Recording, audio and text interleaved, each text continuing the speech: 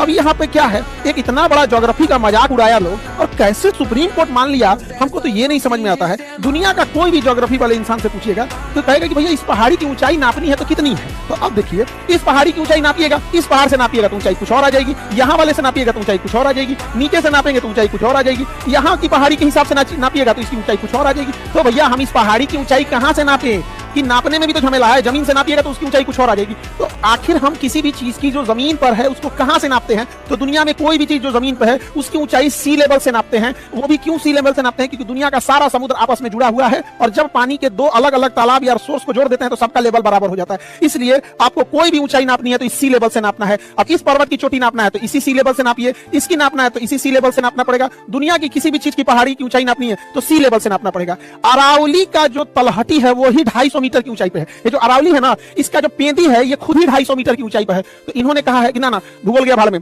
Khan sir पढ़ा है अपना समझे अपन विद्यार्थी सबको, सुप्रीम कोर्ट ये सब नहीं मानता है। सुप्रीम कोर्ट का कहना है कि हम यहाँ पेदिये में से नापेंगे कितना, तो 100 मीटर। अब जरा कल्पना कीजिए इस नियम का कितना खतरनाक दुरुपयोग होगा। मान के चलिए कि ये ऊंचाई जो है, इस पर्वत की ऊंचाई 105 मीटर है, 105 मीटर है, लेकिन खनन माफियों को लग गया कि इसके अंदर मार्बल छुपा है, संगमरमर छुपा है, इसको काट देते हैं।